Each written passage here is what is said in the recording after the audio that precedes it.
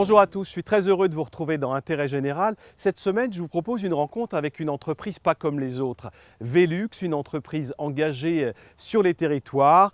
Et nous allons rencontrer Benoît Fabre, qui est le président de Velux France, pour parler non pas business et fenêtres, mais pour parler insertion professionnelle et rénovation du patrimoine.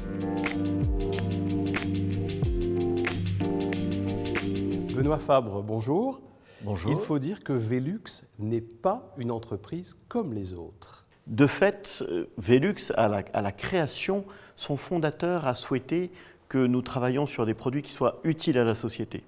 Et puis au-delà de cette utilité immédiate des produits, il y a la volonté d'être utile plus largement. Et c'est ce qu'il a réalisé en léguant 90% de la société à des fondations actionnaires. Donc aujourd'hui, l'actionnariat du groupe Velux, ce sont des fondations actionnaires dont le rôle est double. D'une part, assurer la pérennité et le développement du groupe Velux, bien évidemment, et d'autre part, rendre à la société l'essentiel des surplus, des bénéfices dégagés par l'activité du groupe Velux. Alors, dans le monde, un investissement intérêt général du groupe Velux, et en France, vous soutenez également des projets très emblématiques. Tout à fait, Didier. Dans le monde, ce sont plus de 1,5 milliard d'euros qui ont été versés à des projets d'ordre culturel, d'ordre patrimoniaux, mais également d'ordre sociaux ou environnementaux depuis la création de ces fondations, donc depuis 1971. Et en France également, les fondations sont actives depuis une vingtaine d'années sur des projets petits et grands qui interviennent dans les mêmes domaines.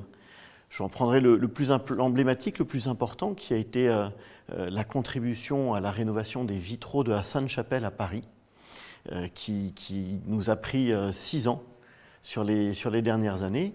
Et maintenant, le deuxième projet le plus important en France est un projet d'ordre sociétal et d'ordre économique. C'est le projet qui nous intéresse aujourd'hui. Justement, nous nous sommes rendus au Fort Saint-Nicolas à Marseille, un chantier de rénovation du patrimoine porté par l'association Actavista. Surplombant le vieux port de Marseille, une partie du Fort Saint-Nicolas est en pleine réhabilitation. Mais ce n'est pas un chantier comme les autres. C'est un des chantiers de l'association Actavista. Ici, des hommes et des femmes au travail se construisent un projet d'avenir. Actavista est une association qui a pour objet d'utiliser la restauration de patrimoine prestigieux comme support pour inclure et qualifier des personnes en difficulté. Nos chantiers sont bien plus que des chantiers. En vérité, nos chantiers, ce sont des écoles à ciel ouvert. Le travail qui doit être effectué et qui, bien sûr, doit l'être dans les règles de l'art, on parle de patrimoine, souvent inscrit ou classé, ce travail, en réalité, c'est un travail de formation, c'est un travail pédagogique. Du coup, tout ce qui est fait et refait si nécessaire est fait pour viser un apprentissage et une qualification. Donc, bien sûr, nos chantiers reposent sur un encadrement de qualité avec des personnes qui ont la connaissance et l'expérience des monuments historiques, mais il est aussi fait sur une autre temporalité, une autre démarche qui est celle de la formation. Sur ce chantier, une centaine de salariés sont à pied d'œuvre. Ils réhabilitent, encadrés par des techniciens, ils apprennent avec des formateurs. Mais tous ont retrouvé le sourire. Ici est impeccable, depuis que je suis là, j'ai appris beaucoup de choses au niveau de travail, de la relation avec les gens, avec les moniteurs, avec les responsables, on a tout bien, ça se passe très très bien. Ici, il y a des chefs de formation, des chefs de chantier. Grâce à eux, j'ai pris un diplôme aussi dans maçonnerie. Et je suis passé à l'AFPA et voilà, là j'ai un titre professionnel de maçon. On a appris beaucoup de choses ici. Le but premier d'Actavista, ce n'est pas simplement d'avoir un travail pour avoir un salaire, c'est surtout de s'en servir comme un tremplin, avec Bao Formation qui encadre, qui amène les salariés vers des compétences, un savoir-faire, un savoir-être, respecter une discipline d'entreprise, mais surtout, à la fin de leur contrat ou durant leur contrat, trouver une entreprise, trouver une formation et sortir d'une boucle de non-travail et de chômage. Un objectif ambitieux mais qui est atteint grâce à un accompagnement individualisé et global réalisé par un chef de projet. Un accompagnement nécessaire car chaque salarié fait face à des problématiques différentes. Les personnes qui travaillent sur nos chantiers arrivent avec différentes problématiques, différents freins qu'on va essayer de travailler ensemble. Donc ça peut être le logement, l'absence de mobilité, l'absence de permis de conduire, de véhicules, etc. Et aussi, par exemple, le frein linguistique. Ils sont formés avec nos encadrants techniques de formation sur la maçonnerie du bâti ancien, mais ça n'est pas forcément leur projet professionnel. Il y a 50% environ de nos salariés qui partent sur les métiers bâtiments et 50% qui partent dans tout autre type d'activité. Et les résultats sont probants. Alors que 75% des salariés arrivent sans diplôme, les 2/3 retrouvent le chemin de l'emploi et quasiment tous obtiennent une qualification acquise sur place. Comme Souada, arrivée sur le chantier il y a un petit peu plus d'1 an. Je suis veuve avec 4 enfants, je suis en train de couler. Et c'est un ami qui m'a beaucoup aidé et qui a trouvé ce chantier-là. Il s'est renseigné, il m'a dit viens on y va, je ne croyais pas trop.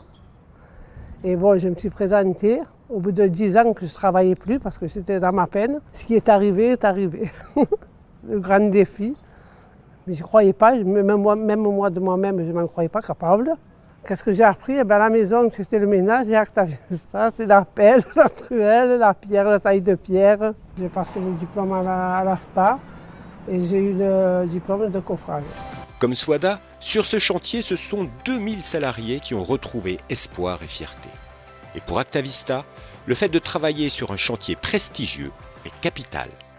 Le fait de travailler sur des sites exceptionnels comme cela participe à la fierté de ces gens de revenir, de retrouver un travail et de faire quelque chose de beau. J'ai un exemple très marquant par exemple, c'est Saïd, un ancien salarié de mon équipe qui, après avoir passé 6 ans en prison pour violence, a demandé à faire une formation dans la couture et qui travaille maintenant dans un atelier de confection. Et il est revenu sur notre chantier pour nous saluer avec Émilie, la chef de projet. Et le voir avec un sourire comme il avait et les cadeaux qu'il nous a amenés pour nous remercier, c'est extraordinaire d'avoir des histoires qui sont belles comme ça. Le choix du patrimoine historique comme support de nos actions découle de notre conviction qui est que plus les gens sont en difficulté, plus il faut mettre entre leurs mains quelque chose de valorisant. Avec le patrimoine, on va au bout de cette logique, puisqu'effectivement, depuis 15 ans, ce sont maintenant plus de 30 monuments historiques qui se sont prêtés à ce jeu-là.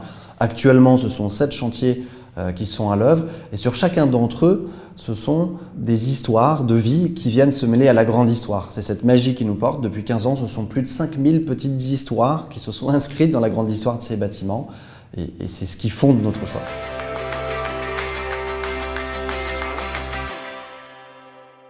Un projet magnifique avec un enjeu sociétal fort. Pourquoi vous soutenez ce projet à Marseille?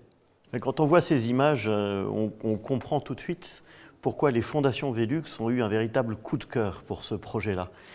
De fait, il correspond profondément à notre ADN, à nos valeurs, puisqu'il manie en même temps l'engagement sociétal, la volonté d'insertion de ces personnes éloignées de l'emploi, mais également le souci du patrimoine et de la restauration d'un patrimoine au travers de la transmission des beaux gestes. Avec cette rénovation du patrimoine sur les territoires, vous incarnez l'engagement du groupe Velux. Oui, tout à fait. Ce qui était important pour nous, c'était non seulement l'engagement des fondations Velux, mais également que l'entreprise Velux France soutienne et accompagne cet engagement financier. Et ça se fait tout naturellement puisque les équipes ont réellement été emballées par le projet et emballées par l'engagement des équipes d'Actavista. De fait, depuis que nous sommes en partenariat avec Actavista, nous avons déjà organisé de nombreuses réunions avec nos clients professionnels sur la zone géographique de Marseille, mais également des formations dans les locaux du Fort Saint-Nicolas. Tout ceci nous permettant finalement, d'une part, de mieux comprendre et de mieux vivre l'engagement d'Actavista, mais également de le faire connaître et de le faire rayonner dans l'écosystème local. On perçoit bien là l'engagement de responsabilité sociale de Velux France auprès de ses salariés et sur son marché. Tout à fait. La responsabilité sociale d'une entreprise, la RSE, elle doit marcher sur 2 jambes. En l'occurrence, il y a les fondations qui apportent ce financement. Et il y a en parallèle l'engagement des équipes de Velux France aux côtés d'Actavista. Un engagement qui est très ancré sur la réalité de ce que vit l'association. On parlait tout à l'heure de territoire. Pour l'histoire, effectivement, la première intervention des fondations Velux en France, c'était pour la restauration du Parlement de Bretagne qui avait été brûlé dans un incendie dans les années 80. Alors j'ai bien compris, ce modèle d'alliance entre les fondations Velux et les acteurs de l'intérêt général, justement, nous sommes allés poser ces questions au directeur de l'association Actavista à Marseille. Actavista propose la mise en place de projets de territoire. Qu'est-ce que ça veut dire? En termes de partenariat, c'est d'abord des projets collectifs. Et donc sur nos projets, on retrouve un partenariat fort avec l'État, avec les conseils départementaux, conseils régionaux et également avec les communes ou métropoles qui sont impliquées dans notre dispositif et qui mettent à disposition des bâtiments. Projet de territoire, c'est aussi un projet à chaque fois tissé avec le monde associatif local. Enfin, les partenariats, c'est l'entreprise. L'entreprise, elle est omniprésente dans notre modèle. Tout d'abord parce que l'entreprise, c'est l'objectif. Notre objectif, c'est d'amener des personnes vers l'entreprise. Donc, un partenariat clé, c'est ces entreprises qui veulent recruter des personnes que l'on a formées pendant 12 mois. Et l'entreprise, c'est enfin un partenariat financier à travers les fondations d'entreprise. Le partenariat avec les fondations Velux, c'est tout d'abord un partenariat financier, soyons très clairs. Et le soutien conséquent des fondations Velux nous permet à la fois sur un site comme celui de la Citadelle d'Entrecasteaux de boucler un budget ambitieux et nous permet également, ce soutien financier, d'aller sur une logique de développement et d'essaimage de notre projet dans d'autres zones géographiques. Le partenariat avec Velux, il a dépassé très rapidement celui qui nous liait aux fondations Velux, avec l'ensemble des équipes de Velux France en particulier, puisque c'est un partenariat de partage de compétences, de partage d'expériences. Ça veut dire quoi? Ça peut être solliciter les équipes de Velux pour nous aider à faire des entretiens avec nos salariés, par exemple, pour les préparer à rejoindre l'entreprise. C'est aussi accueillir les équipes de Velux France sur nos sites pour leur faire vivre la magie de ce qui se passe sur ces chantiers écoles. Et c'est créer ce lien-là, car aussi à chaque fois que des équipes de Velux viennent nous voir, c'est un regard porté par l'entreprise sur notre travail et sur nos salariés. Donc quelque part, Velux France, par ce partenariat, appuie sur le levier de fierté que nous plaçons en ces demandeurs d'emploi en les accueillant chez nous. Il s'agit bien d'un modèle d'alliance qui assume des enjeux à la fois sociétaux et à la fois économiques et qui permettent d'envisager l'essaimage de l'intérêt général sur les territoires. Oui, ce projet-là, concrètement, il permet de former 450 personnes par an qui sont embauchées, formées, insérées par l'association Actavista sur le territoire marseillais.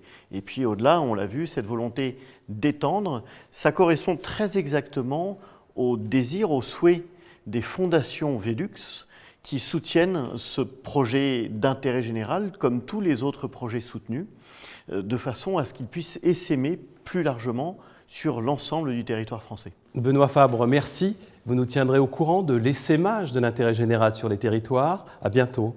Il me reste à vous donner rendez-vous la semaine prochaine pour un autre numéro d'intérêt général. Si vous souhaitez en savoir plus, www.velux.fr, rubrique à propos, www.actavista.fr. Au revoir et merci.